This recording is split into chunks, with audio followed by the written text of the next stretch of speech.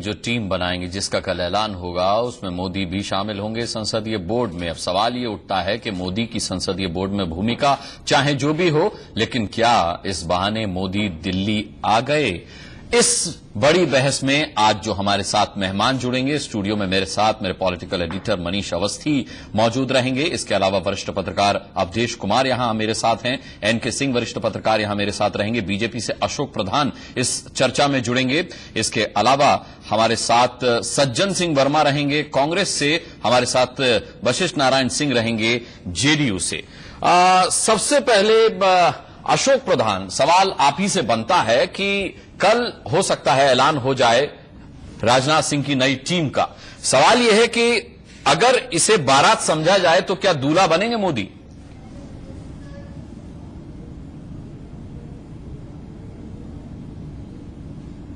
नहीं है, ये संगठन का एक टीम है और माननीय राजनाथ सिंह जी हमारे राष्ट्रीय अध्यक्ष जी हैं और उस नाते ये उन्होंने बैठ के टीम बनाई है और सबके सलाह मशवरे से बनाई है। इसमें ना कोई दूल्हा है और ना कोई बारात है। ये भारतीय जनता पार्टी का मजबूत संगठन है और मजबूत संगठन में जिस ढंग से नहीं, मैं मान रहा हूं मजबूत संगठन है, मैं कहीं कमजोर संगठन नहीं कह रहा अशोक जी, लेकिन दूल्हा तो आपको तय करना पड़ेगा ना। लेकिन ये बारात नहीं है जी, ये बारात नहीं है, ये टीम है। नहीं, बारात में भी बड़े गणमान्य लोग होते हैं। जी नहीं, सब कुछ होता है, लेकिन इसको बारात नहीं कहेंगे आप, इसको कहेंगे कि एक भारतीय जनता पार्टी की एक टीम है जो माननीय राजनाथ सिंह जी। चलिए आप ही के शब्द में इस्तेमाल करता हूं, राजनाथ सिंह जी की टीम ये होगी, तो क्या मोदी को कप्तान बनाने की तैयारी शुरू हो चुकी है? देखिए, यहां मैंने आपसे पहले कहा है कि माननीय राजनाथ सिंह जी हमारे कप्तान हैं और वो इस टीम के कप्तान होने के नाते उनको हम अपना राष्ट्रीय अध्यक्ष है, वो राष्ट्रीय अध्यक्ष हमारे, और उन्होंने अपनी टीम गठित की है और पूरे सबसे सलाह मशवरा करके गठित की है। तो इसमें किसी को दूल्हा, किसी को बारात, किसी को कमांडर, किसी को क्यों बना रहे हैं आप? चलिए ठीक है। अवधेश जी, मैं आपसे जानना चाहूंगा कि ये एक अच्छी बात है कि संसदीय बोर्ड का जब गठन होगा और राजनाथ सिंह जी की नई टीम बनेगी, उसमें मोदी भी होंगे, लेकिन उसमें उमा भारती भी होंगी, उसमें वरुण गांधी भी होंगे, उसमें अमित शाह भी होंगे। ये एक तरीके से ग्राफ बन रहा है, ये एक नक्शा बन रहा है, आपको नहीं लगता? नहीं, इसको जरा पहले दूसरे रूप में देखिए। भारतीय जनता पार्टी जब से बनी है या जनसंघ से लेके आज, जो चुनौती अध्यक्ष के रूप में इस समय ठीक लोकसभा चुनाव के पूर्व अपनी टीम बनाने में राजनाथ सिंह को है, उसके पहले किसी को नहीं थी ऐसी चुनौती। स्वयं राजनाथ सिंह जब 2009 के पहले टीम बना रहे थे तो उनके सामने जो केंद्रीय नेता, जो केंद्रीय नेतृत्व मंडली है, उनकी इच्छा का, स्वयं अपनी इच्छा का और राज्यों के बीच एक संतुलन बनाना था। लेकिन इस समय मोदी नामक तूफान ऐसे, जिसको कहते हैं घूर्णन और बवंडर बन के सामने ऐसा खड़ा है कि जिधर राजनाथ सिंह जाते हैं वो बवंडर घूमते हुए उधर जा रहा है। उसमें वो आगे बढ़ते हैं तो फंस जाते हैं, पीछे हटने का चारा नहीं है। ये स्थिति पहले कभी नहीं थी भारतीय जनता पार्टी में। मैं समझता हूं कि भारत की राजनीति में किसी पार्टी में आज ये स्थिति नहीं है। इसलिए अब उनके सामने है कि या तो उसमें से रास्ता भी निकले और बचे कैसे। तो ये एक बड़ी चुनौती है, क्योंकि एक व्यक्ति के आभा मंडल से निपटने की चुनौती है राजनाथ सिंह के सामने। दूसरा, अब वो उनकी समस्या ये है कि इस समय जो केंद्रीय नेतृत्व है उसमें राजनाथ सिंह जैसे बहुत सारे लोग नहीं चाहते हैं कि नरेंद्र मोदी का नाम प्रधानमंत्री के उम्मीदवार के रूप में घोषित हो, सत्य यही है।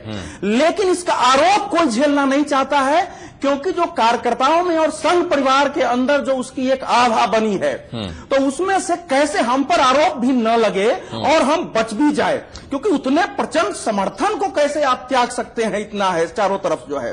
तो वो उस जो पार्टी के अंदर और संघ परिवार के अंदर जो चारों तरफ जो है उसके पक्ष में आवाज है, उसके बीच स्वयं उनकी अपनी महत्वाकांक्षा, कुछ नेताओं की महत्वाकांक्षा, इस सब का उनको ध्यान रखना है। अब देखिए, दो रास्ता भी, एक बयान हमने पहले दो रास्ते उन्होंने निकाले।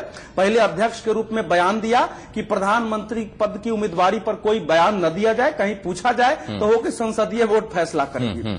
लेकिन जब वो राष्ट्रीय परिषद में आ गए तो जो माहौल बना था उससे उन्होंने एक रणनीति निकाली कि सबसे पहले नरेंद्र मोदी का स्वागत करो, क्योंकि बकरे की अगर कुछ बलि चढ़ानी हो या हो तो पहले पूजा करो, माला पहनाओ, फिर उसके बाद जो करना है।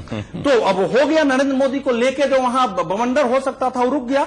लेकिन फिर जब नरेंद्र मोदी ने भाषण दिया तो फिर वो बवंडर वैसे ही खड़ा हो गया है। तो ये एक ऐसी चुनौती है जिससे नरेंद्र मोदी को, और जो लोग भी चाहते नहीं है इस समय कि उनको जो है प्रधानमंत्री पद का उम्मीदवार बनाया जाए, उनकी एक चुनौती है। और इस चुनौती से निकलते कैसे हैं, क्योंकि निकलने का रास्ता है, आप दूसरी चीज दिखा रहे हैं। इस समय है कि भाई उन रास्ता निकल जाए, उनके हाथ में नेतृत्व भी न रहे और एक संदेश भी चला जाए। बिल्कुल। एनके सिंह साहब, क्या आप भी ये सोचते हैं कि वाकई राजनाथ सिंह साहब के सामने एक बड़ी चुनौती होगी मोदी के आभा मंडल से निपटने की? नहीं, राजनाथ सिंह के सामने ये चुनौती नहीं है। राजनाथ सिंह इस पूरे स्कीम ऑफ थिंग्स में एक बहुत छोटे से प्यादे हैं। एक्चुअली जो कुछ भी हो रहा है संघ के वर्चस्व से हो रहा है, और संघ ने पूरी तरह से इस समय बीजेपी पे अपना कंट्रोल रखा है। ठीक है। तो जो कुछ भी हो रहा है वो संघ से हो रहा है। राजनाथ सिंह उसमें तो एक बहुत छोटे से किरदार अपना रोल प्ले कर रहे हैं। इशू ये है कि क्या मोदी को लाने से ये वैतरणी पार कर लेंगे।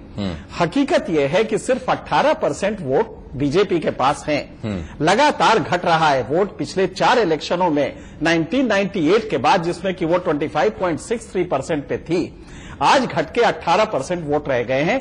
टोटल वोट 8 करोड़ हैं 2009 के चुनाव में, जबकि कांग्रेस को 12 करोड़ वोट मिले हैं। 1.5 गुने का अंतर है। और हर तीसरे वोटर ने बीजेपी को पिछले 12 साल में छोड़ दिया है। तो आज ये है कि इस कांग्रेस के खिलाफ एक कलेक्टिव कॉन्शियसनेस डेवलप हुआ है, उसको कैसे कैश कराया जाए। एक ही 1.5 गुने का अंतर है, और हर तीसरे वोटर ने बीजेपी को पिछले 12 साल में छोड़ दिया है। तो आज ये है कि इस कांग्रेस के खिलाफ एक कलेक्टिव कॉन्शियसनेस डेवलप हुआ है, उसको कैसे कैश कराया जाए। एक ही व्यक्ति है जो बीजेपी में उसे करा सकता है, कोई एक ही चेहरा है, वो है नरेंद्र मोदी का। और एक चीज जान लीजिए कि नरेंद्र मोदी का चेहरा विकास वाला कम है। एक ऐसा व्यक्ति जो फर्म रूरल है, जो शासक बहुत ही फर्म है, एक ऐसा व्यक्ति जो कि 0 टॉलरेंस रखता है करप्शन को लेके। ये सारी जो छवि है मोदी की, ये इस उभार के लाएंगे तो चलेगा। मुश्किल ये है कि अगर आप उमा भारती को टीम में लाते हैं तो मंच से वो क्या बोलेंगी। दुनिया जानती है कि मंच से उमा भारती क्या बोलेंगी। तो इसलिए मोदी के साथ क्या उमा भारती को आप बैठा के वही मैसेज दे पाएंगे विकास वाला, क्योंकि फिर मोदी का 10 साल का मेहनत विकास वाला चौपट हो जाएगा। जैसे ही संघ कोऑप्ट करेगा मोदी को, तो मोदी का 2002 का इमेज गोधरा वाला फिर सामने आ जाएगा। इसलिए मोदी की भी कोशिश रहेगी कि खुदा के लिए कम से कम उमा भारती को बगल में न रखो, या हिंदुत्व फोर्सेज जो हैं उनको हमारे लिए कम से कम 5 महीने छोड़ो। आप मान रहे हैं इसका मतलब कि भारतीय जनता पार्टी मोदी के हाथ में जो है नेतृत्व की बागडोर थमाएगी, क्योंकि आपका जो विकल्प नहीं है। आपका जो यानी आभा मंडल से बच नहीं पाएंगे उनके। इस समय आपके पास विकल्प नहीं है, मोदी को ही लाना पड़ेगा। 1.5 गुने का अंतर है कांग्रेस और आपके वोट परसेंटेज में, 18% और 28%।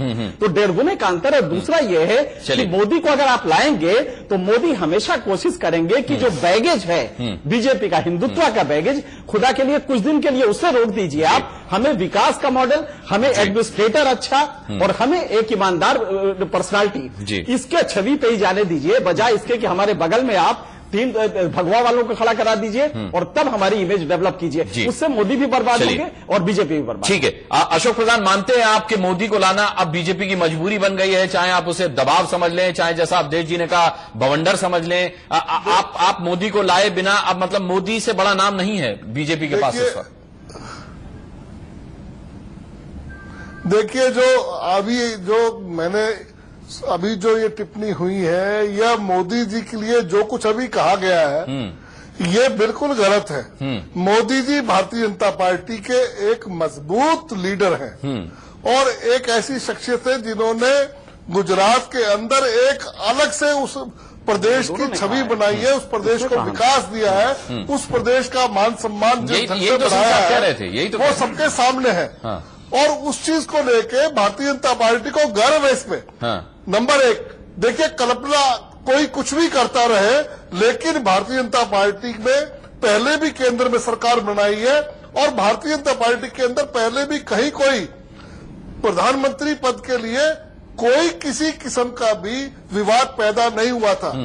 और अभी भी भारतीय जनता पार्टी जब सरकार बनाएगी एनडीए के साथ मिलके, तो निश्चित रूप से मिल बैठ के प्रधानमंत्री उसमें बनाएगी। हम उसकी बात कर रहे हैं अशोक जी, जो विरोधाभास है बीजेपी का हिंदुत्व बैगेज और एक तरफ मोदी का विकास वाला, कोई विरोधाभास नहीं है। ये विरोधाभासी कल्पना आप लोग करते हैं, लेकिन विरोधाभास बिल्कुल नहीं है। माननीय राजनाथ सिंह जी हमारे राष्ट्रीय अध्यक्ष हैं और सर्वमान्य है। माननीय आडवाणी जी हमारे वरिष्ठ नेता हैं, सर्वमान्य है। माननीय मोदी जी सबको पता है कि उन्होंने जो जितना विकास दिया तीसरी बार मुख्यमंत्री बनके आप सब देख रहे हैं। आज केवल देश नहीं पूरा विश्व उनकी तारीफ कर रहा है। तो ये सब चीजें सामने है। भारतीय जनता पार्टी के अंदर एक से एक लीडर बैठा हुआ है और इसलिए भारतीय जनता पार्टी को बिल्कुल भी ऐसी कल्पनाओं से कोई आपत्ति नहीं है, क्योंकि भारतीय जनता पार्टी एक ऐसी पार्टी है जो आज देश के अंदर अलग स्थान रखती है। और जब समय आया और जब केंद्र में सरकार बनाई तो उन्होंने देश की जिस ढंग से एक अच्छी छवि बनाई और जिस ढंग से अंतर्राष्ट्रीय स्तर पे देश का नाम पैदा किया। ठीक है अशोक जी, ठीक है, आता हूँ आपके पास। मनीष जी के सवाल का भी जवाब, आपके सवाल का जवाब भी मैं लूंगा। वशिष्ठ नारायण सिंह जी, मैं आपसे जानना चाहूंगा कि देखिए सुषमा स्वराज कह चुकी हैं नरेंद्र मोदी प्रधानमंत्री पद के लिए योग्य हैं, अरुण जेटली इस बात को कह चुके हैं, लालकृष्ण आडवाणी इस बात को कह चुके हैं, लेकिन बीजेपी में बेचारे मोदी के नाम का खुलकर उच्चारण नहीं कर पा रहे हैं प्रधानमंत्री पद के लिए, क्योंकि परेशानी है आप।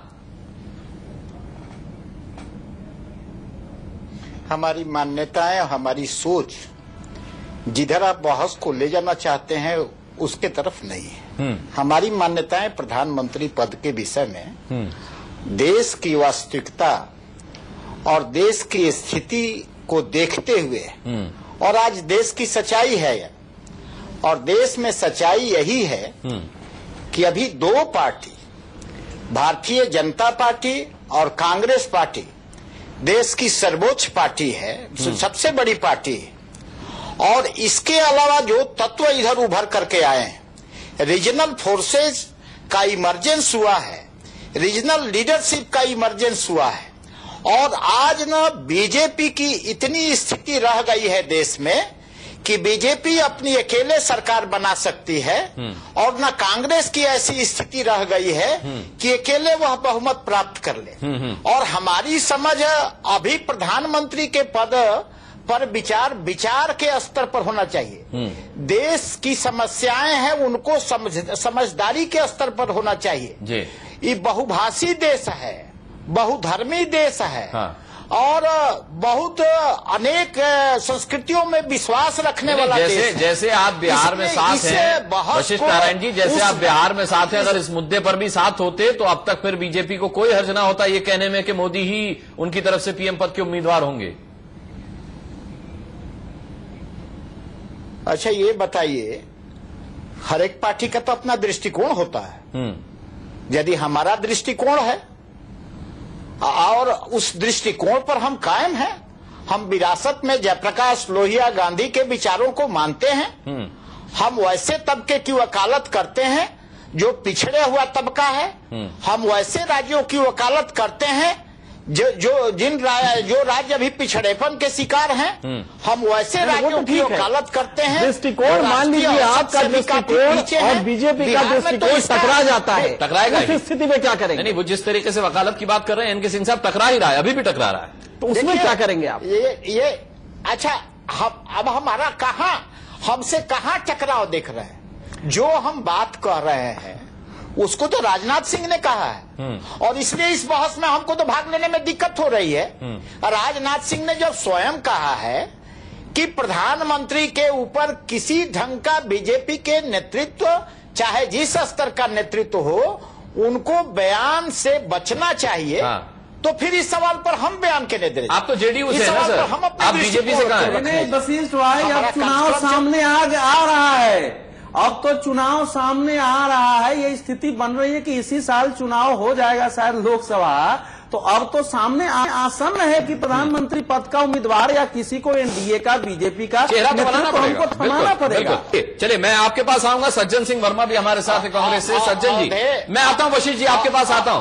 अवधेश बाबू, इससे चिंतित और परेशान मत होइए, समय फैसला करा देता है। नहीं अवधेश बाबू की चिंता नहीं, बीजेपी की चिंता ज्यादा है जी। चलिए सज्जन सिंह जी, पॉलिटिकल पार्टी को करना चाहिए जी। बीजेपी की कोई चिंता नहीं है। अच्छा आता हूं आपके पास, आपकी चिंता क्या है वो भी मैं बताऊंगा। अशोक जी आपकी चिंता क्या है वो मैं बताऊंगा। सज्जन सिंह जी, मोदी को अब बीजेपी राष्ट्रीय फोरम पर ला रही है, राष्ट्रीय मंच पर ला रही है, आपको क्या लगता है इस बार चुनावी मुद्दा बीजेपी का क्या होने वाला है? रुकिए अशोक जी रुकिए, हिंदुत्व होने वाला है या फिर विकास होने वाला है? क्योंकि मोदी दोनों के ही पोस्टर बॉय हैं। सज्जन जी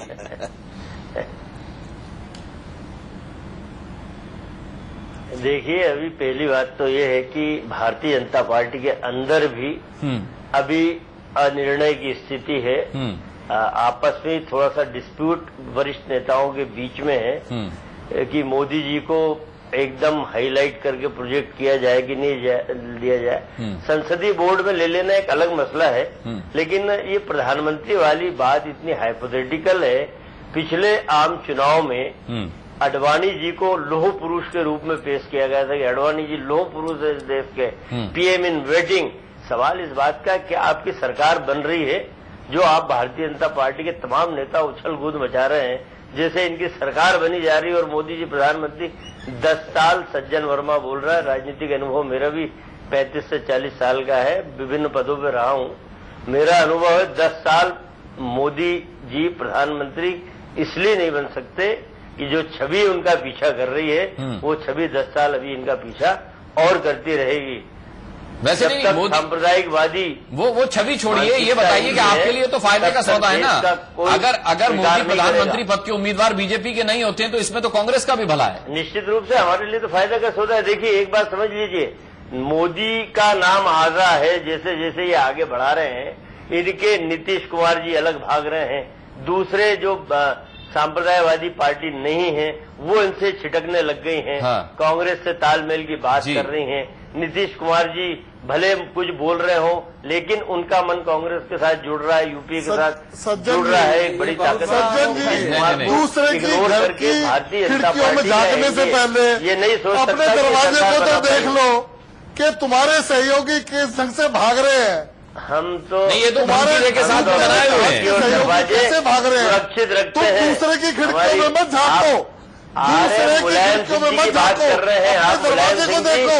कहीं जाने वाले नहीं है मुलायम सिंह जी, आप की सरकार चला रहे हैं की कोशिश करो। आप सीबीआई के खिलाफ भड़काऊ बयान आप लोग बीजेपी के लोग, आपके सहयोगी जाने वाले भागने को तैयार है। सिंह जी यूपीए की भागने को तैयार है। सन 2013 मुलायम सिंह जी ने बता दिया वो क्यों नहीं जाने वाले।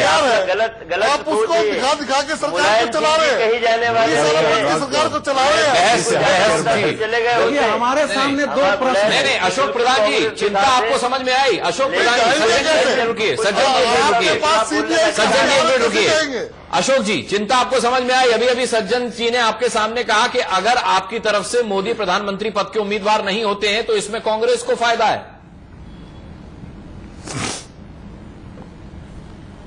देखिए मैं ये कह रहा हूं कि कांग्रेस को फायदा नुकसान अलग बात है। हाँ, लेकिन सज्जन जी जिस ढंग से कह रहे हैं, इनसे कहो कि अपने घर को तो देख। वो तो ठीक है, मैसेज क्लियर हो गया आपका। भाग रहे हैं, नहीं लेकिन पार्टी छोड़ के जा रहे हैं, लेकिन आपको इनका जहाज। लेकिन क्या अब भी आप अशोक जी अब भी आप स्वीकार नहीं करेंगे कि मोदी को प्रधानमंत्री पद का उम्मीदवार बनाना बीजेपी के लिए फायदे का सौदा होगा? के वरिष्ठ नेता लोगों, मुलायम सिंह कांग्रेस को छोड़ के वो मुद्दा कर रहे हैं। सज्जन जी मुद्दे पर रहिए। सरकार चलेगी। प्रधानमंत्री पद का उम्मीदवार कौन बने जी, प्रधानमंत्री पद का उम्मीदवार कौन बने, ये भारतीय जनता पार्टी का संसदीय दल और नंबर एनडीए में दल तय करेगा, उसमें आपत्ति नहीं है, लेकिन तय करने में क्यों है? इसमें और मोदी के मुकाबले किसका कैंडिडेचर आप देखते हैं? नहीं है। मोदी के आसपास कौन है? ये ये एक स्वस्थ परंपरा है, ये एक स्वस्थ परंपरा है। हम लोकतंत्र में विश्वास करते हैं कि मिल बैठ के फैसला करेंगे और समय आने पे फैसला हो जाएगा। लेकिन मोदी नहीं हुए तो कांग्रेस को फायदा हो जाएगा ना अशोक जी। पहले हमारी सरकार रही है अशोक जी, मोदी आपकी तरफ से मोदी नहीं हुए तो कांग्रेस को फायदा हो जाएगा। ये तो मैं कह रहा हूं कांग्रेस को फायदा नुकसान होने का हो उसको, हमें ये पता देश को फायदा होना चाहिए, देश को फायदा होना चाहिए और देश को केवल एनडीए की सरकार आएगी, हमें तो दोनों तरफ से और भारतीय जनता पार्टी का प्रधानमंत्री बनेगा तो निश्चित रूप से अवधेश जी हंसी नहीं रोक पा रहे। एनडीए के चेयरमैन शरद यादव खुद बोल रहे हैं कि अगला चुनाव 2014 में ही होगा। एनडीए के चेयरमैन है शरद यादव, वो खुद बोल रहे हैं कि सन 2014 में सही समय पे आप सज्जन जी कह रहे हैं यूपीए की सरकार आएगी, वो कह रहे हैं एनडीए की सरकार आएगी, मुलायम सिंह कह रहे हैं तीसरे मोर्चे की सरकार बनेगी। हमें आप कह रहे हैं मुलायम सिंह आपको कहीं छोड़ के जाने वाले नहीं है, मुलायम सिंह कह रहे हैं तीसरे मोर्चे की सरकार बनेगी। पूरे टाइम साथ रहेंगे, बिल्कुल नहीं जाएंगे। आप खुद कैसे जाएंगे बेचारे? मुलायम सिंह जी खुद कह रहे हैं सीबीआई का डर दिखा के। चलिए अवधेश जी आप कुछ कह रहे थे। देखिए ऐसा है अशोक जी, हमारा जो दो शीर्षक है मुलायम सिंह जी ने स्वीकार किया। अशोक जी, हम लोग दो विषय पर बात कर रहे हैं कि क्या राजनाथ सिंह की जो टीम बनेगी उनमें मोदी जी की क्या भूमिका होगी, क्या रोल होगा, क्या वो प्रधानमंत्री पद के उम्मीदवार बनाया। अनुराग जी, जो कल टीम घोषित होनी है उसमें प्रधानमंत्री के नाम की तो उम्मीदवारी होनी नहीं होनी। हाँ। हम लोगों ने यह देखा है कि मोदी जो संभावना बनी है, जो मेरी जानकारी है कि मोदी जी को कल संसदीय बोर्ड में लाया जाएगा, जो कि शीर्ष निर्णयकारी इकाई है पार्टी का, जैसे सीपीएम में पोलिट ब्यूरो होता है, उस लेवल की इकाई है। लेकिन देखिए यही बुद्धिमानी है, वशिष्ठ भाई जरूर इस पर मुस्कुराएंगे कि यही बुद्धिमानी है कि संसदीय बोर्ड की बैठक रेगुलर नहीं होती है। संसदीय बोर्ड पार्टी की डे टू डे की भूमिका नहीं निभाती है। संसदीय बोर्ड अध्यक्ष जब चाहेंगे उन महत्वपूर्ण विषयों पर लाया जाता है, और मोदी जी पहले भी संसदीय बोर्ड में रहे हैं, इसीलिए संसदीय बोर्ड में लाने का अर्थ यही है कि उनके रास्ते को धीरे धीरे रोकना है, क्योंकि बाहर तो आप अपने पक्ष में तूफान खड़ा कर सकते हैं, लेकिन जब संसदीय बोर्ड में सभी प्रमुख नेताओं के बीच आप बैठेंगे तो आपके बोलने की भी सीमा होगी। लेकिन दो बात मैं और कहना चाहूंगा। पहली बात तो हमारे मित्र एनके सिंह जी हैं, देखिए आजकल ये अंदर से तो साधु बन रहे हैं, लेकिन जैसे ही नेताओं की बात आती है कि इनके अंदर सीमा होगी। लेकिन दो बात मैं और कहना चाहूंगा। पहली बात तो हमारे मित्र एनके सिंह जी हैं, देखिए आजकल ये अंदर से तो साधु बन रहे हैं, लेकिन जैसे ही नेताओं की बात आती है कि इनके अंदर की हिंसा जो है जग जाती है।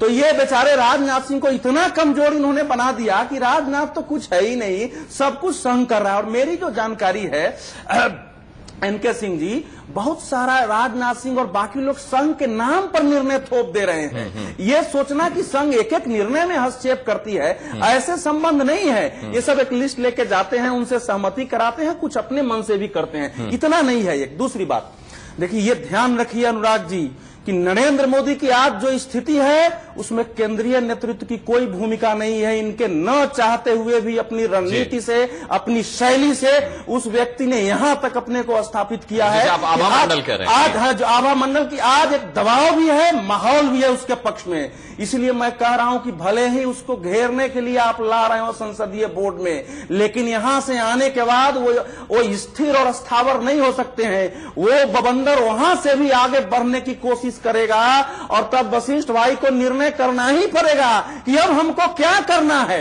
ये तूफान तो रुकने वाला नहीं है, चाहे जितना घेरा जाए। अवधेश जी आपको मैं सुन रहा था, आप ये भी देखिए कि यही मोदी का आभा मंडल जो है, जो संघ के लिए चिंता की विषय बना हुआ है। चिंता की विषय नहीं, संघ के लिए कहने का ये मतलब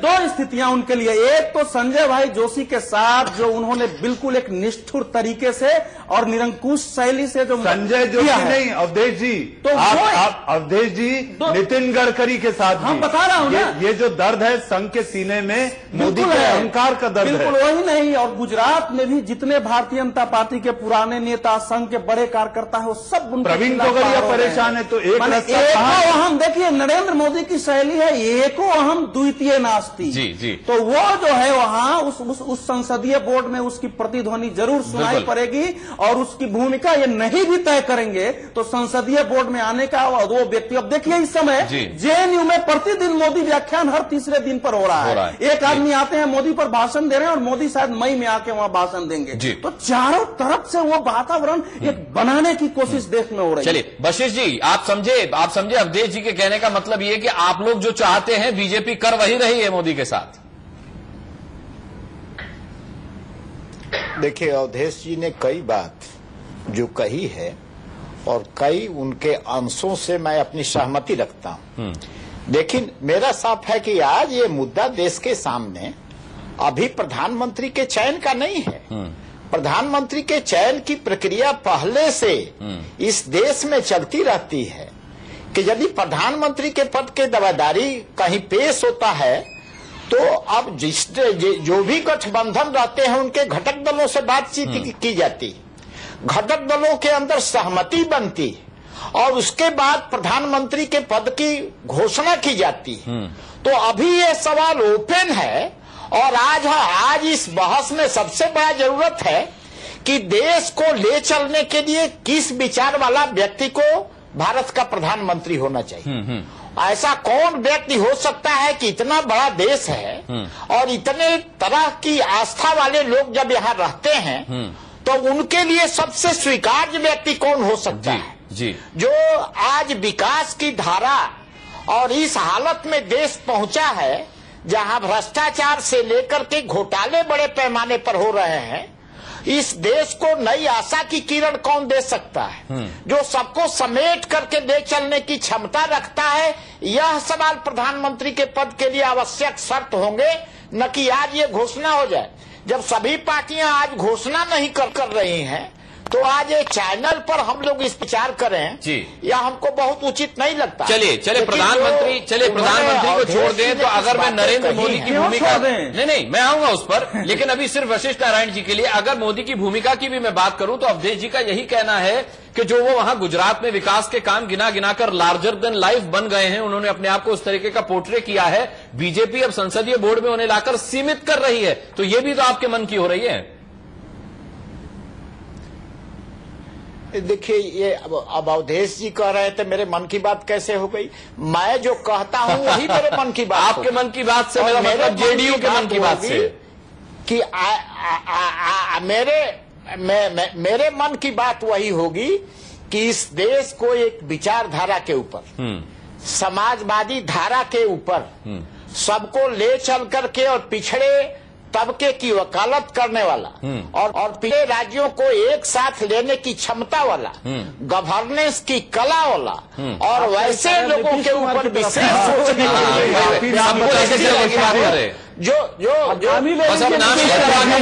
नीतीश कुमार बोल दीजिए, सारा कुछ साफ हो जाएगा।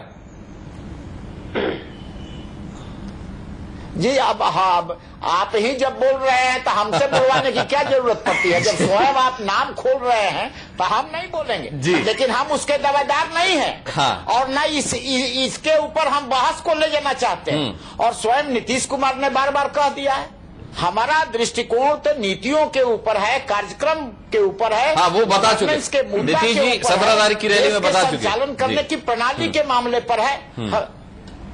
जी 17 तारीख के रैली को तो आपने भी महसूस किया हो। हाँ। और 17 तारीख के रैली में संकल्प को भी आपने देखा हो। हाँ। उसमें बिहार का विकास का ही सवाल नहीं उठा था, उसमें यह भी सवाल उठा था कि बिहार ऐसे जो भी राज्य बिहार के ऐसी परिस्थिति से गुजर रहे हैं उनको भी इससे लाभ हो, उनको भी विकास का अवसर मिले। हमारे रैली का तो यह संकल्प था। हमारा रैली का संपर्क बिहार से उठ करके देश के व्यापक स्तर पर देश में सोच पैदा करने के लिए। जी एनके सिंह साहब, मैं मानता हूं इस धारा पर हम चलते रहेंगे और अपनी बात दृढ़ता से भविष्य में भी कहते रहेंगे। जी बिल्कुल, आता हूं आपके पास। जी देखिए अनुराग, पॉलिटिकल डिस्कशन में एक प्रॉब्लम जो है वो ये है कि बहुत सारे जो लॉजिकल प्रेमाइसेस हैं वो अनसब्सटेंशिएटेड होते हैं। हम अपने विचारों से लॉजिकल प्रेमाइस बनाते हैं, उसको लाद देते हैं। एक बात बहुत स्पष्ट है कि बीजेपी का सपोर्ट बेस सिर्फ 18% है या 8 करोड़ वोट है। देश में अगला चुनाव जो होने जा रहा है 2009 से अगले चुनाव के बीच में जो सबसे बड़ी चीज होने जा रही है, 9.5 करोड़ वोटर ऐसे आ रहे हैं जो कि 18 साल से 23 साल की उम्र के हैं। 9.5 करोड़ वोट। आप ध्यान रखिए कि बीजेपी का टोटल वोट ही 8 करोड़ है और कांग्रेस का 12 करोड़ है।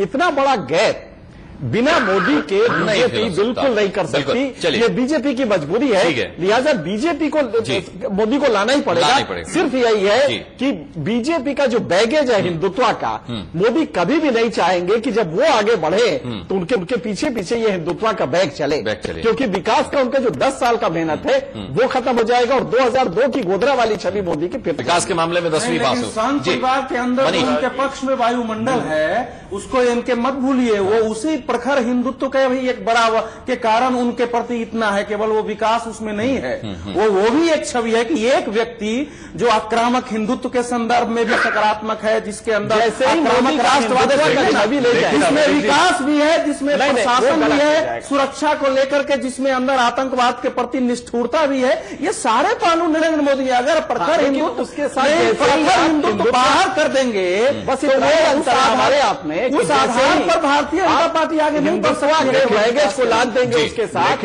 मनीष को सुन लेते हैं। उसके बगैर नरेंद्र मोदी कुछ नहीं है। मनीष जी नहीं, लेकिन अवधेश जी, आप जिस हिंदुत्व की और सैफ्रनाइजेशन की भगवे की बात कर रहे हैं, ये संघ भी जानता है। संघ भी लचीला हो गया है कि आप पहले लाल किले पर भगवा फहराइए, उसके बाद ये सारी नीतियों पे बात वो नागपुर से आपको तो ज्यादा जानकारी रहती है, वो तो हम आप ही से लेते हैं। नहीं, जहां तक सिंह साहब जो आप कह रहे थे कि जो बैगेज की बात है, मुझे ऐसा लगता है कि संसदीय बोर्ड में उनका शामिल होना, जो कि सूत्र बता रहे हैं, सारी सच्चाई कल 24 घंटे के भीतर सामने आ जाएगी। ये पैकेज के तौर पर मैं देख रहा हूं, या जो मेरी जानकारी है कि वो एक पिच तैयार हो रही है संसदीय बोर्ड में, और पैकेज ये है कि मोदी को 6 राज्यों के जो चुनाव हैं, अगर मोदी वाकई इतने लोकप्रिय हैं तो जिन राज्यों में चुनाव है और जहां बीजेपी की सरकार है, क्या वहां ये वस्तु स्थिति बना रखेंगे? अगर प्रचार में जो जैसा कि अंदर एक खाका तैयार हुआ है और जो रणनीति तैयार हो रही है कि मोदी एक ऐसा लोकप्रिय चेहरा जो कि प्रचार प्रसार में बीजेपी के पूरी ताकत झोंकेगा, अगर वो इन राज्यों में अपने आप को प्रूव करते हैं और वाकई जिस ब्रांडिंग की हम बात कर रहे हैं, अगर मोदी लोकप्रिय हैं और बीजेपी दिल्ली जैसे राज्य में अगर अपनी जगह बनाती है, तो मुझे लगता है कि शायद पार्लियामेंट्री बोर्ड और बीजेपी के अध्यक्ष सोच सकते हैं कि मोदी अगला नाम हो। लेकिन आपको ये भी पता है कि मध्य प्रदेश के मुख्यमंत्री नहीं चाहते हैं कि मोदी जी उनके यहाँ प्रचार में आए, ये भी आपको अच्छी तरह जानकारी है। बाकी जगह जो भी हो, लेकिन पार्टी भेजेगी। सज्जन जी, जो बात मनीष कह रहे हैं कि अगर ये समीकरण ठीक बैठता है तो फिर तो आप मानेंगे कि मोदी आपके लिए परेशानी बन जाएंगे। जी नहीं, मोदी 10 साल कुछ भी नहीं बनेंगे, आप सुन लो। देश में उनकी पार्टी में कुछ बन जाए, पर मेरा ये कहना है अनुराग जी, जो एक सांप्रदायिक छवि बनी है, मैं उसके बारे में ये कहना चाहता हूँ। उसके अलावा भी छवि है मोदी की। का एक्सेप्टेंस तब बढ़ जाता यदि वो अपनी पार्टी के आप सांप्रदायिक छवि का फायदा गुजरात में नहीं उठा पाए सज्जन जी, आप नहीं उठा पाए वहां पर शीर्ष नेतृत्व को। आप जरा मेरा लॉजिक सुन ले, मैं उनके भले की बात कर रहा हूँ, नरेंद्र मोदी के। सज्जन जी, 84 के दंगों को अभी भी लोग नहीं भूले हैं कि संसदीय बोर्ड में मुझे लाने की बजाय शहनवाज हुसैन, देखिए आप ये इंटरप्ट कर रहे हैं, देखिए बात करने दीजिए। ठीक है, बोलिए। मैं नरेंद्र मोदी के भले के लिए कह रहा हूँ कि नरेंद्र मोदी शीर्ष नेतृत्व के सामने ये राहुल बाबा नाराज हो जाएंगे आपसे, प्रस्ताव रखते कि मेरी जगह संसदीय बोर्ड में शहनवाज हुसैन या मुख्तार अब्बास नकवी को आप ले लीजिए, या अनुसूचित जाति का प्रतिनिधित्व करने वाले थावरचंद गहलोत को ले लीजिए, तो निश्चित रूप से इनका एक्सेप्टेंस इस देश में अल्पसंख्यकों के बीच में, अनुसूचित जाति के बीच में बढ़ता। लेकिन नरेंद्र मोदी के पीछे बड़ा जबरदस्त मामला है कि वो हिंदू छवि से हटके इधर उधर देखने ही नहीं चाहते। देश हिंदू नहीं, गुजरात में आप लोग का कुछ नहीं बिगाड़ पाए। यदि आपको अपना कद जरा एक बढ़ाना है बात तो का कुछ भी उत्तर बड़ा दीजिए करना मनीष जी, आप लोग शायद ध्यान में 1993 में मुंबई के दंगे हुए थे, उस समय वहाँ कौन मुख्यमंत्री था, किस पार्टी की सरकार थी? अल्पसंख्यक भाइयों उसके को बावजूद वो नेता बन दबा के वोट सकते लेते हैं, हैं। उसको देश भुला सकता है। अभी की 1993 में जो मुंबई का दंगा था वो गुजरात से कमजोर भाई के घर था। से जाके पूछ लो कि कितना दबाव डाल के वोट लिया है, कितने बोगस वोट डाले मुस्लिम इलाकों में बीजेपी ने। जरा किसी मुस्लिम भाई से तो फिर ये काम आप भी करवा लेते, पूछ लो तो कितना दबाव परे हो गया। ये थोड़ा सा हम लोग तर्क पे ही बात करें, तर्क के परे बात ना करें। हम बड़े जी चलिए छोड़िए अशोक जी आप कह रहे हैं कि बोर्ड तय करेगा, सभी लोग बैठ के तय करेंगे प्रधानमंत्री पद का उम्मीदवार कौन होगा। ठीक है, आप तय कीजिए, कोई आपत्ति नहीं है, लेकिन ये तो बता दीजिए कि राजनाथ सिंह की टीम में मोदी की भूमिका क्या होगी, किरदार क्या होगा? आप क्या चाहते हैं, क्या होना चाहिए? अरे माने राजनाथ सिंह जी की टीम के अंदर वो भी मजबूत एक पिलर है उस टीम के, वो एक मजबूत पिलर है। और मैं सज्जन जी की बात का जवाब दे रहा हूं, अगर इन्हें ऐसे बॉक्स वोट लग रहे थे, मुझे लगता है कि ये दिल को समझाने के लिए बड़ी अच्छी बात है इनकी, लेकिन वहां साफ सुथरे चुनाव हुए, केंद्र में इनकी सरकार थी, अगर ऐसा कुछ हुआ था तो वहां जांच करा लेते। लेकिन क्योंकि गुजरात एक मॉडल प्रदेश के रूप में मोदी जी सामने निकाल के लाए हैं, कांग्रेस को बिल्कुल भी रात दिन नींद नहीं आ रही है। और सवाल जहां तक प्रधानमंत्री का है, कौन प्रधानमंत्री बने ये तो हम बाद में तय कर लेंगे, लेकिन इस प्रधानमंत्री से कैसा पीछा छूटे, इस सरकार से देश का कैसे पीछा छूटे, सवाल इस बात का सबसे जरूरी, क्योंकि जिस ढंग से देश को लूट रही है और इस देश को बर्बाद कर रही है। सज्जन जी सुन लीजिए, सज्जन जी सुन लीजिए, सवाल ये है कि आपसे कैसे पीछा छूटे, इस प्रधानमंत्री से कैसे पीछा छूटे, सवाल इस बात का है। आज जनता इस सरकार से पीछा छुड़ाना चाहती है, इस प्रधानमंत्री से मोदी साहब का नाम आगे करके पीछा छूट सकता है क्या? मोदी साहब का नाम आगे करके पीछा छूट सकता है क्या, या कोई और तरीका होगा, कोई और नाम होगा? देखिए, भारतीय जनता पार्टी एनडीए मिलकर चुनाव लड़ रहा है और इस सरकार से पीछा छुड़ाएगा देश का। क्योंकि देश एनडीए मिलकर चुनाव लड़ रहा है, जो पहले प्रधानमंत्री अटल बिहारी वाजपेयी की बात कर लो, उस सरकार की आज एनडीए की सरकार को दोबारा याद कर रहा है। हाँ चलिए, पूरा प्रदेश याद कर रहा है उस सरकार को। और इस सरकार से, क्योंकि ये लूटने खसोटने वाली सरकार है, ये देश को बर्बाद करने वाली सरकार है, ये गरीबों की रोटी छीनने वाली सरकार है, और इसने देश को अशोक जी जब पूंजी का मामला हुआ तो प्रधानमंत्री ने भी आपकी सरकार को याद किया। ये ऐसी सरकार है इससे पीछा चाहती है। बशीष जी ये बताएं कि अगर मोदी को प्रधानमंत्री पद का उम्मीदवार बनाया जाता है तो मुमकिन है कि आपका ऐतराज हो, लेकिन अगर मोदी चुनाव प्रचार करने के लिए बिहार में आते हैं तो स्वागत करेंगे आप उनका? देखिए, ये कहाँ ये सवाल उठता है, बिहार में तो जब चुनाव लोकसभा का होगा उस समय की परिस्थिति की जायज करते हैं। परिस्थिति का अभी तो अशोक जी ने कहा कि एनडीए चुनाव में है, आप एनडीए नहीं। सवाल उठता है, बिहार में तो जब चुनाव लोकसभा का होगा उस समय की परिस्थिति की जायज करते हैं। परिस्थिति का अभी तो अशोक जी ने कहा कि एनडीए चुनाव में है, आप एनडीए नहीं। आप जो परिचर्चा चला रहे हैं, हाँ, उस परिचर्चा में लोकसभा का चुनाव है, लेकिन आप जो परिचर्चा चला रहे हैं जिसे किसी एक पार्टी के आंतरिक राजनीति जो चल रही है उस पर दूसरे पार्टियों के लोगों से आप राय लेना चाहते हैं, या बीजेपी को फैसला करना है? हाँ। बीजेपी तय करे, और बीजेपी के तय करने के बाद के साथ ही है सर, मतलब क्या है, कौन कहाँ प्रचार नहीं जाएगा, इस समय आएगा उसका जवाब देगा। लेकिन अब आंतरिक कहीं का कोई बात चल रही है उस पर तो इतने सारे लोगों को, मैं तो मोदी की स्वीकार्यता को टटोल रहा था। कारण क्या है, ये कारण इसलिए, ये चर्चा इसलिए वशिष्ठ बाबू कराई जा रही है और आपको उसमें शामिल किया जा रहा है, आपसे पूछा जा रहा है, उसकी वजह दूसरी है। पिछले 20 सालों में दोनों राष्ट्रीय पार्टियों ने अपना सपोर्ट बेस एक तस्तरी में रीजनल फोर्सेस को दे दिया, आप भी उसी की उपज है। तो आज अगर आप देखें तो 38% वोट रीजनल पार्टीज के पास है, जबकि बीजेपी का घट के 18 पे आ गया है, 25 से और कांग्रेस का 36 से घट के 28 पे आ गया है। तो आगे भी रीजनल पार्टियों का वर्चस्व रहेगा, ये दोनों नेशनल पार्टी वर्चस्व में नहीं रहेंगी, इसीलिए ये चर्चा हो रही है। और आपसे पूछा जा रहा है कि चूंकि नेशनल पार्टीज अपने आप से ही आपको मजबूत कर रही हैं, तो क्या आने वाले दिनों में अगले चुनाव में आप अपना प्रधानमंत्री देना चाहेंगे या बीजेपी के ही प्रधानमंत्री को रखेंगे, या कांग्रेस अपने एलाइज के साथ आएगी तो मुलायम सिंह को रखेगी?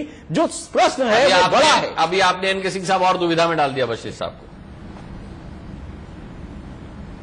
नहीं, हमारी दुविधा कोई है नहीं। और हाँ, आप तो अच्छा किए कि इन सब बातों को अपने मुंह से कह रहे हैं। आप स्वयं कहते हैं कि आधार इन दोनों पार्टियों का घटा है और रीजनल पार्टियों का महत्व तो बढ़ा है। तो जब ऐसा मौका आएगा, रीजनल पार्टियां भी बैठ करके तय करेंगी, उस पर राष्ट्रीय पार्टियों के साथ उनकी बात होगी। यदि सहमति का आधार बन जाता है तो उसके तरफ लेकर के देश को चलाने का प्रयास किया जाएगा। मोदी पर बन सकता है क्या? समय का इंतजार करने की जरूरत है। आज चुनाव की घोषणा कुछ नहीं हुई है और व्यक्ति को केंद्र में रख करके दूसरे पार्टियों के दृष्टि को लिया जाए, यह मुझको लगता है कि आज बहुत सामयिक और प्रासंगिक नहीं है। हमारी विचारधारा है, हम उसके ऊपर परखने का सब चीज को कोशिश करेंगे, जानने का कोशिश करेंगे, अन्य लोगों की भी राय भी। अपनी राय जहां बैठक में होगी दृढ़ता से रखने का प्रयास करेंगे। साथ साथ हम चाहेंगे कि सहमति के बिंदु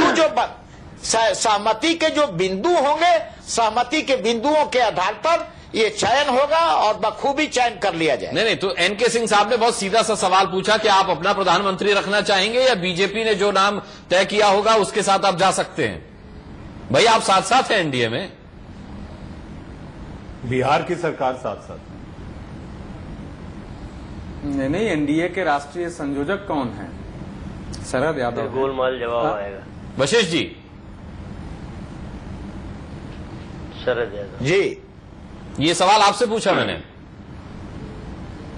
अनुराग जी, अजय बोला जाए जी। हाँ, सवाल फिर से। अच्छा, सवाल आने दो, समय आने दो। सवाल बहुत सीधा सा था। एनके सिंह साहब ने पूछा था कि आप प्रधानमंत्री अपना रखना चाहेंगे या बीजेपी जो प्रधानमंत्री घोषित करेगी आप उसके साथ जाएंगे? आप बिहार में साथ साथ हैं, एनडीए में आप साथ साथ हैं। मैं सीधे बात कह रहा हूं। हाँ, एनडीए में साथ हैं। अनुराग जी, शरद यादव हमारे एनडीए के संयोजक हैं। एनडीए तय कर देगा। शरद यादव ने अपना ख्यालात स्पष्ट कर दिया है। हाँ। कि आज यह कोई विचारणीय मुद्दा नहीं है, समय पर फैसला कर लिया जाएगा। जब राष्ट्रीय अध्यक्ष की स्पष्ट टिप्पणी आ चुकी है तो फिर मेरे टिप्पणी करने की आवश्यकता नहीं। अच्छा, ये टिप्पणी इसलिए भी हम लोग चाह रहे हैं कि कोएलिशन जो होता है उसकी 3 शर्तें होती हैं। पहली शर्त यह है कि कन्फ्रंटेशन, मतभेद के मिनिमम आसार हों। यहां पे आपका मतभेद प्रधानमंत्री के नाम को ही लेके है, तो पहला तो यह है कि मिनिमम मतभेद के आसार होने चाहिए। दूसरा, कॉन्फ्लिक्ट रिजोल्यूशन मैकेनिज्म, जो भी मतभेद हो उनको रिजॉल्व करने का एक इंस्टीट्यूशनलाइज प्रोसेस होना चाहिए। और तीसरा, आप जो गठबंधन कर रहे हैं उसका उद्देश्य नैतिक है कि नहीं, यह जनता में विश्वास होना चाहिए। अगर आपने ये कह दिया कि नहीं साहब कुछ मुद्दों पे हम साथ हैं, कुछ पे नहीं है, बीजेपी के इस वाले मामले को तो नहीं मानते, वो हम उसको चाहते हैं, सेकुलर गवर्नमेंट चाहते हैं, बीजेपी सेकुलर नहीं है लेकिन फिर भी साथ है, तो आपकी विश्वसनीयता क्वेश्चन में आ जाएगी। तो हम तो आपको बल्कि मजबूत करना चाहते हैं पॉलिटिकल पार्टीज को कि अगर आप आज बता देंगे कि आप नीतीश के साथ आप मोदी को चाहेंगे कि नहीं, नहीं बताएंगे। एनके सिंह साहब सहमति के बिंदुओं की तलाश की गई, गवर्नेंस के कार्यक्रम स्वीकार किए गए, साझे कार्यक्रमों पर लोगों की सहमति रही। यहाँ तो पहले से इसके दृष्टांत मौजूद है, इसलिए आज तत्काल सहमति हो जाए। दूसरी बात है, पार्टियों में फैसले के फोरम होते हैं, उस फोरम में फैसले और चैनल पर डिस्कशन में आपके पास भी आता। आज तो मैं ही अधिकृत व्यक्ति नहीं हूँ, हमारे पार्टी के भी फैसले होंगे फोरम के तहत, उस फोरम में विचार होगा। फिर बड़ा फोरम जो आएगा उसमें सहमति बनाने की कोशिश की जाएगी। और तब जब सहमति की बिंदु हो जाएगी, आपने देखा कि अटल बिहारी वाजपेयी के टाइम में गवर्नेंस के जो मुद्दे थे, कई सवालों पर मतभेद थे दलों के, लेकिन उनको गवर्नेंस के मुद्दे से हटा दिया गया और उन्हीं मुद्दों को गवर्नेंस का मुद्दा बनाया गया जो स्वीकार्य हो और जो साझा कार्यक्रमों को चलाने में। मुझे पता था आप नहीं बोलेंगे, मुझे पता था आप इस मुद्दे पर नहीं बोलेंगे। अशोक जी, आप कुछ कहना चाह रहे हैं? नहीं, मैं ये कहना चाह रहा था कि समय आने पे एनडीए बीजेपी बैठ के फैसला कर लेगी, किसी की भी मध्यस्थता की बाहर से जरूरत नहीं पड़ेगी। एक बात, दूसरी बात ये बात मध्यस्थता की नहीं है अशोक जी, बात मध्यस्थता की नहीं है, बात सहमति की है, बात सहमति की है। हमारा क्या मोदी, अभी तो मोदी आपको स्वीकार नहीं है, अभी तो मोदी पर आपके अंदर ही असमंजस है। आप देखिए, मुझे लगता है कि मोदी जी का बुखार ऐसा चढ़ा है कि और दूसरी बात आप लोगों को नजर नहीं आती। नहीं, मुझे मोदी जी भारतीय जनता पार्टी के एक बहुत ही वरिष्ठ, यही तो मैं कह रहा हूँ, मजबूत लीडर है। यही तो मैं कह रहा हूँ, और वो भारतीय जनता पार्टी के हैं। वो इतने मजबूत लीडर हैं कि उनका ऑरा इतना जबरदस्त हो गया है, वो इतने लार्जर देन लाइफ हो गए हैं कि आपके पास विकल्प अब ढूंढने नहीं मिल रहा है। मोदी नहीं होगा तो कौन राहुल से टक्कर लेगा, ये बताएं। नहीं, आपको हमें विकल्प की देखिए अनुराग जी, विकल्प आपकी बात आप कर रही है, आप लोगों की कल्पनाएं हैं, लेकिन भारतीय जनता पार्टी के पास तो एक से एक अच्छा लीडर है। हाँ। आप देखिए, जैसे मोदी जी, जिस ढंग से मोदी जी ने एक नया विकास और नया चेहरा दिया है गुजरात को, ये किसी से छुपा नहीं है। आज जैसे शिवराज चौहान जी को देखिए, आप जहां जहां हमारे मुख्यमंत्री, सब जगह देखिए आप, एक बिल्कुल देश को अलग पहचान प्रदेशों की बना के दी है। और यही देश की पहचान 6 साल हमारी सरकार रही है, वो सबको पता है हमने। जी सज्जन जी, और आने वाले समय बना के देंगे। सज्जन जी, ये देश हमने लूटा नहीं था, आप लोगों ने सज्जन ये देश लूटा है। आप लोगों ने एक आम आदमी की 2 वक्त की रोटी छीनी है। कर्नाटक में क्या करा आप लोगों ने, अंतर्राष्ट्रीय मध्य प्रदेश में क्या हो रहा है, जरा आके देख लो। चपरासी के वहां से कमजोर किया मिल रहे हैं। आपको तो बोलने का अधिकार ही नहीं है। मिल रहा है एक सब इंजीनियर, आपको तो बोलने का अधिकार ही नहीं है। मिल रहा है, आगे देख तो लो। आपकी आंखों में पट्टी बंदी भी है। आपके तो मंत्री जेल में रहे, आपके प्रधानमंत्री के ऊपर आरोप लगे हुए हैं, आपके फाइनेंस मिनिस्टर के ऊपर आरोप लगे हुए हैं, आपकी तो सारी सरकार साफ सुथरा आदमी मिले। अशोक जी, लेकिन वो कह रहे हैं कि नरेंद्र मोदी पर भी जो आरोप लगे उसका भी फायदा उन्हीं को होने वाला है। मध्य प्रदेश पूरी तरह से भ्रष्टाचार में डूबी हुई है। नरेंद्र मोदी पर जो आरोप है, सज्जन सिंह वर्मा कह रहे हैं उसका फायदा भी उन्हीं को होने वाला है। अशोक जी, इसलिए कह रहा हूँ सज्जन कुमार, तो ये आए तो फायदा, ना आए तो फायदा, हमें तो 2 ही तरफ से फायदा। अगर मूल्यों को देखें तो आप लोगों को बोलने का अधिकार नहीं। मैं करूँ आपको तो बोलने का, आप तो सारे फायदे ऐसे ही ले रहे हो। बेचारे उन्होंने कहा, खुद कहा, मैंने कुछ नहीं कहा, मैं अपनी तरफ से कोई राय मशवरा नहीं कर रहा हूँ। सज्जन सिंह जी ने कहा था, दबा दो। सज्जन सिंह जी ने खुद कहा था, अनुसूचित जाति के लोगों की आवाज दबा दो, प्रजातंत्र में आवाज दबा नहीं पाओगे। आपकी आवाज ठीक नहीं आ रही अशोक जी। सज्जन सिंह जी ने अभी बहस के शुरुआत में कहा था कि अगर मोदी नहीं हुए तो इसमें कांग्रेस का फायदा है, और अगर मोदी बीजेपी की तरफ से प्रधानमंत्री पद के उम्मीदवार हुए तो और ज्यादा फायदा है। देखिए सज्जन जी, कौन से फायदे को देख रहे हैं, कौन से नुकसान को देख रहे हैं, ये तो यही जाने। लेकिन ये सच है कि इन्होंने फायदे ऐसे ही लिए हैं। इन्होंने बेचारे अपने सहयोगी दलों को डराया है, धमकाया है, और उनसे सहयोग ले रहे हैं, उनसे सहयोग ले रहे हैं। ये कहीं सीबीआई का इस्तेमाल करते हैं। मनीष जी, आपके सहयोगी दल मजबूरी में इनकी सरकार को चला रहे हैं। एनके सिंह साहब की सरकार है, ये ऐसे फायदे लेते हैं, इन्होंने देश को लूट लिया। जी चलिए, ये आरोप प्रत्यारोप, ये बहस का मुद्दा नहीं है आज। एनके सिंह साहब, मैं आपसे फाइनल कमेंट चाहूंगा, मोदी का क्या किरदार रहने वाला है राजनाथ सिंह की टीम में? जो अभी तक हमारी अंडरस्टैंडिंग है, जो हमने बात किया है पार्टी के लोगों से, मेरे ख्याल से जो स्ट्रेटजी है वो ये है कि मोदी ने रिक्वेस्ट किया है कि किसी तरह से आप जो हिंदुत्व का पैकेज है उसको आप हमारे साथ अटैच ना करें, और हमें 3 महीना पूरी तरह छोड़ दे, खास करके इस चुनाव में, जो असेंबली चुनाव है, इसमें एक कंप्लीट फ्रीडम दे दे, ताकि हमारी जो इमेज नई बनी है 10 साल की मेहनत के बाद, विकास की, टेररिज्म को एक इफेक्टिवली कंट्रोल करने वाले की। आरएसएस को ये शर्त मंजूर होगी? हाँ, मेरे ख्याल से आरएसएस इस पे राजी हो गया है कि ठीक है, इसमें एक लिबरल पूरा दे के